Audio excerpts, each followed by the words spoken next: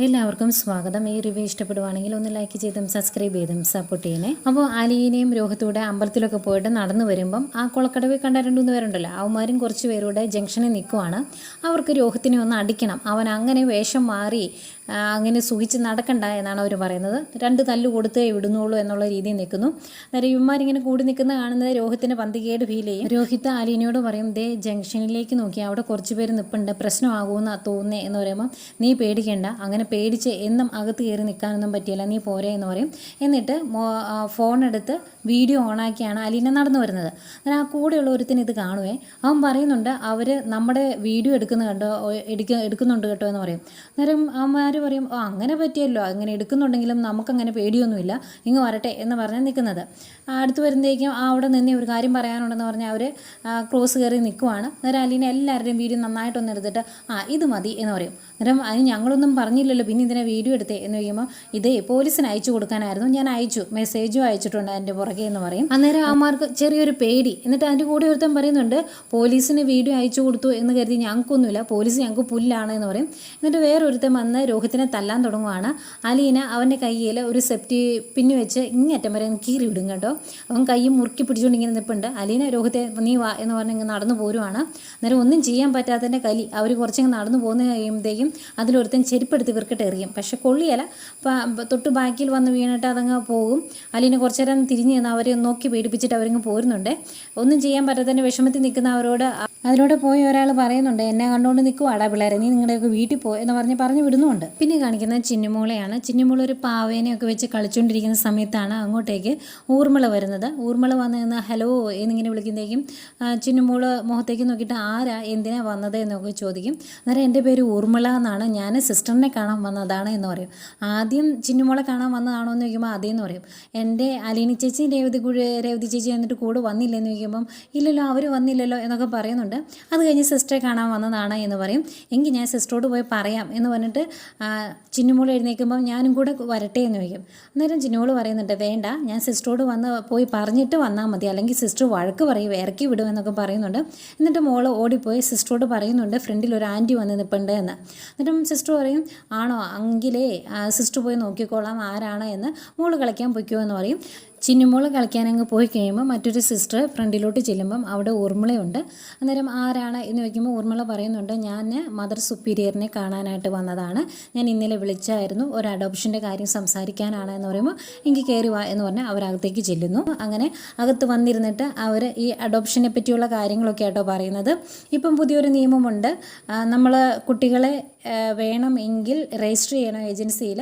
അവരയച്ചു കൊടുക്കുന്ന കുട്ടികളിൽ നിന്ന് നമുക്കൊരാളെ സെലക്ട് ചെയ്തതിന് ശേഷം മാത്രമേ ആ കുട്ടിയെ പോയി കാണാനുള്ള അവകാശമുള്ളൂ. അല്ലാതെ അനാഥാലയത്തിൽ പോയി കുട്ടികളെല്ലാം നിർത്തി അതിൽ സൗന്ദര്യവും നിറവും ഒക്കെയുള്ള കുട്ടികളെ തിരഞ്ഞെടുക്കുന്ന പരിപാടിയൊന്നും നടക്കുകയില്ല. അങ്ങനെയുള്ള കാര്യങ്ങളൊക്കെ സിസ്റ്റർ പറയുന്നുണ്ട്. അന്നേരം ഇവർ പറയുന്നുണ്ട്, എനിക്ക് ആൺകുട്ടിയാണ് വേണ്ടത്, പക്ഷേ കുട്ടിയെ കാണണം, കുട്ടിയെ കണ്ട് ഇഷ്ടപ്പെട്ടാലേ ഞാൻ എടുക്കുകയുള്ളൂ, എനിക്കിഷ്ടമില്ലാത്തൊരു കുട്ടിയെ കൊണ്ടുപോയിട്ടുണ്ടെങ്കിൽ ശരിയാക്കില്ല, ഞാൻ ഇവിടുന്ന് വെറും കൈയോടെ തിരിച്ചു പോകും, പക്ഷേ കണ്ട് ഇഷ്ടപ്പെടുവാണെങ്കിൽ ഒരു കുട്ടിക്ക് ഒരു നല്ല ലൈഫല്ലേ കിട്ടാൻ പോകുന്നത് എന്നൊക്കെ ചോദിക്കുമ്പം പിന്നെ സിസ്റ്റർ അങ്ങ് സമ്മതിക്കും, ഒരു കുഞ്ഞെങ്കിലും രക്ഷപ്പെടട്ടെ എന്നോർത്തായിരിക്കാം.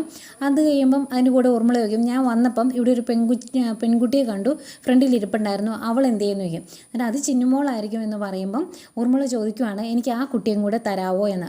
അന്നേരം സിസ്റ്റർ ചോദിക്കുന്നുണ്ട്, അതെങ്ങനെയാണ്, നിങ്ങൾക്ക് ആൺകുട്ടി വേണമെന്ന് പറഞ്ഞല്ലേ ഏജൻസിയുമായിട്ട് ബന്ധപ്പെട്ടത്, അവൾ പെൺകുട്ടിയല്ലേ എന്ന് ചോദിക്കുമ്പം അത് സാരമില്ല, 2 കുട്ടികളെ ദത്തെടുത്താലും അവരെ വളർത്താനുള്ള ഒരു പ്ലാറ്റ്ഫോം ഞങ്ങൾക്കുണ്ട്, അവർക്ക് നല്ലൊരു ജീവിതം കിട്ടുമെന്ന് പറയുക. എന്നിട്ട് സിസ്റ്റർ പറയുന്നുണ്ട്, ഞാൻ അങ്ങനെ ഏജൻസിയിൽ അവളുടെ പേരൊന്നും രജിസ്റ്റർ ചെയ്തിട്ടില്ല, അങ്ങനെ ഒരു ഉദ്ദേശത്തിലല്ല അവൾ ഇവിടെ നിൽക്കുന്നത് എന്ന് പറയുമ്പോൾ അത് സാരമില്ല, അതിന് വേറെ മാർഗ്ഗമുണ്ട്, അത് ഞാൻ പിന്നെ പറയാമെന്നൊക്കെ ഊർമിള പറയുന്നുണ്ട്. അത് കഴിഞ്ഞ് അവിടെയുള്ള കുട്ടികളെയൊക്കെ ഒന്ന് കാണാം എന്ന് പറഞ്ഞ് അവരുടെ അടുത്തേക്ക് പോകുന്നു. പിന്നെ ഈ കുട്ടികൾക്ക് കുറേ സ്വീറ്റ്സൊക്കെ കൊണ്ടുവന്നായിരുന്നു, അതൊക്കെ എടുത്തുകൊണ്ടാണ് കുട്ടികളുടെ അടുത്തോട്ട് പോകുന്നത്. പിന്നെ ഏജൻസി എന്ന് പറഞ്ഞ് കുട്ടികളെയൊക്കെ കാണുന്നുണ്ട് ഊർമിള. അന്നേരം ഊർമിള ചോദിക്കും, ചിന്നുമോൾ എന്ത് ചെയ്യുക, അവളെ ഒന്ന് കാണിച്ച് തരാമോ എന്ന്. ചിന്നുമോൾ അപ്പുറത്ത് കളിച്ചുകൊണ്ടിരിക്കുമായിരുന്നു. അങ്ങനെ ചിന്നുമോളുടെ അടുത്തേക്ക് കൊണ്ടുപോവുകയാണ് സിസ്റ്റർ. ചിന്നുമോളുടെ അടുത്ത് ചെന്ന് കഴിയുമ്പോൾ ചിന്നുമോൾ എന്തെടുക്കുമായിരുന്നു എന്നൊക്കെ ചോദിക്കുമ്പോൾ ഞാനൊരു പട്ടിക്കുട്ടിയുടെ പടം വരച്ചുകൊണ്ടിരിക്കുമായിരുന്നു എന്നൊക്കെ പറയും. എന്നിട്ട് ചിന്നുമോളെ ഒന്ന് എടുത്തോട്ടെ എന്ന് ചോദിക്കുവാണ് ഊർമിള. അന്നേരം എടുത്തോളം പറയുന്നു, എടുത്തു കഴിഞ്ഞ് എൻ്റെ കൂടെ വരുന്നുണ്ടോ മോളെ എന്ന് ചോദിക്കും. അന്നേരം ചിന്നുമോൾ തിരിച്ചു ചോദിക്കുന്നത് അവിടെ അലീന ചേച്ചിയും രേവതി ചേച്ചിയും ഉണ്ടോ എന്നാണ്. അന്നേരം അതാരാ എന്ന് ചോദിക്കുമ്പോഴാണ് സിസ്റ്റർ പറയുന്നത്, അവൾക്ക് ഈ ലോകത്തെ ഏറ്റവും പ്രിയപ്പെട്ട 2 രണ്ടുപേരാണ്. ഇവരെല്ലാവരും ഒരുമിച്ച് സ്നേഹസദനം എന്ന് പറയുന്ന അനാഥാലയത്തിലായിരുന്നു. അവരാണ് ഈ കുട്ടിയെ വളർത്തിയത് എന്നൊക്കെ പറയും. അന്നേരം അവരും കൂടെ പോന്നോട്ടെ, കുഴപ്പമില്ല എന്ന് പറയും ഊർമിള. എന്നിട്ട് പറയും, എൻ്റെ വീട്ടിൽ ഒരുപാട് ടോയ്സൊക്കെ ഉണ്ട്, മോള് വരുവാണെങ്കിൽ കളിക്കാം എന്ന് പറയുമ്പം ചിന്നുമോള് പറയുക, എങ്കിലേ അതെല്ലാം കൂടി ഇങ്ങോട്ട് കൊണ്ടുപോവുക, അപ്പോൾ എല്ലാവർക്കും കൂടെ കളിക്കാമല്ലോ എന്ന്. അന്നേരം ഇവള് മിടിക്കുകയാണല്ലോ എന്നൊക്കെ പറയുന്നുണ്ട് കേട്ടോ ഊർമിള. പിന്നെയും കാണിക്കുന്ന അലീനയും രോഹിത്തിനെയാണ്. രണ്ടുപേരൂടെ നടന്നു വരുമ്പം രോഹിത്ത് പറയുന്നുണ്ട്, ഇങ്ങനെ എന്തെങ്കിലും ഞാൻ പുറത്തിറങ്ങുമ്പം സംഭവിക്കും എന്ന് എനിക്കറിയായിരുന്നു, അതുകൊണ്ടാണ് ഞാൻ പുറത്തോട്ട് വരാതിരുന്നത് എന്ന് പറയുമ്പം അലീന പറയും, അങ്ങനെയൊന്നും പേടിച്ചിരിക്കാൻ പറ്റുമോ, നീ കോളേജിൽ പോകുന്ന ഒരു കുട്ടിയല്ലേ, ഇനി കോളേജിൽ പോകണ്ടേ, പഠിക്കണ്ടേ, അങ്ങനെ പഠിത്തം നിർത്തി കളയാൻ പറ്റുമോ എന്നൊക്കെ ചോദിക്കുമ്പോൾ, കോളേജിലോട്ടോ ഞാൻ പോകുകയില്ല, അവിടെ ചെന്നിട്ടുണ്ടെങ്കിൽ എല്ലാവരും എന്നെ വലിച്ചു കീറും, അതുകൊണ്ട് ഞാൻ കോളേജിൽ പോകില്ല എന്ന് പറയുമ്പം, പിന്നെ നിൻ്റെ ഭാവി നീ ഇങ്ങനെ തൊലച്ച് കളയാനാണോ രോഹിത്തെ തീരുമാനിച്ചേക്കുന്നത് എന്ന് ചോദിക്കുമ്പം, അത് ഞാൻ വേറെ കോളേജിൽ പോയിക്കോളാം അടുത്ത വർഷം എന്ന് പറയുക, അതും പാലായിൽ പോകില്ല, വേറെ എവിടെയെങ്കിലും പോയി പഠിച്ചോളാം എന്ന് പറയുമ്പം അലീന പറയുന്നുണ്ട്, നീ എൻജിനീയറിങ്ങിന് ഫൈനൽ ഇയറാണ് പഠിക്കുന്നത്, വേറൊരു കോളേജിൽ പോയിട്ടുണ്ടെങ്കിൽ ഡൊണേഷനും ബാക്കി കാര്യങ്ങളൊക്കെ ആയിട്ട് ഒരുപാട് പൈസയാകും, അതുപോലെ തന്നെ നിനക്ക് അങ്ങനെ അഡ്മിഷൻ കിട്ടുമെന്നും അറിയില്ലല്ലോ എന്നൊക്കെ പറയുമ്പം രോഹിത്ത് പറയുന്നുണ്ട്, അതൊന്നും എനിക്ക് അറിയത്തില്ല, എനിക്കിപ്പം ഇനി വേറൊരു കോളേജിൽ ചേരണമെങ്കിൽ തന്നെ അവർ കോൺടാക്ട് സർട്ടിഫിക്കറ്റ് ഒക്കെ തരുമ്പോൾ അതിനകത്ത് എന്തൊക്കെയാണ് എഴുതി പിടിപ്പിക്കുന്നതെന്ന് അറിയില്ലല്ലോ, അങ്ങനെ ഒരു പ്രശ്നമുണ്ട്, ഇനിയിപ്പോൾ ഈ കോളേജിൽ പഠിക്കാമെന്ന് തീരുമാനിച്ചാൽ തന്നെ മാനേജ്മെൻറ്റ് എന്നെ അവിടെ പഠിപ്പിക്കില്ല, അവർ 100 കാരണങ്ങൾ പറഞ്ഞ് എന്നെ അവിടുന്ന് പുറത്താക്കുമെന്ന് തന്നെയാണ് രോഹിത്ത് പറയുന്നത്. അതൊക്കെ ഇങ്ങനെ പറയുന്നത് കേൾക്കുമ്പോൾ അലീനയ്ക്ക് അതിലും കാര്യമുണ്ടെന്ന് മനസ്സിലാകും. അതുകൊണ്ട് അലീന പറയുന്നുണ്ട്, അതിനെപ്പറ്റി അച്ഛനോട് നമുക്ക് അന്വേഷിക്കാൻ പറയാമെന്ന്. ഏതായാലും ഇവരിങ്ങനെ നടന്നു പോരുമ്പം അതിനിടയ്ക്ക് രോഹിത്ത് പറയുന്നുണ്ട്, എനിക്ക് ആരും കുറ്റപ്പെടുത്താൻ പറ്റില്ലല്ലോ ചേച്ചി, എൻ്റെ ഭാഗത്തും തെറ്റുണ്ടല്ലോ എന്നിങ്ങനെ പറയുന്നുണ്ട് കേട്ടോ. അവന് കാര്യങ്ങളൊക്കെ മനസ്സിലായി തുടങ്ങി. ഏതായാലും നടന്ന് വീട്ടിലോട്ട് വരുമ്പം ഇവർ പുറത്ത് പോയതുകൊണ്ട് തന്നെ ഇത്തിരി ടെൻഷനോടെ നോക്കി നിൽക്കുന്ന ബാലേന്ദ്രനെ കാണിക്കുന്നത്.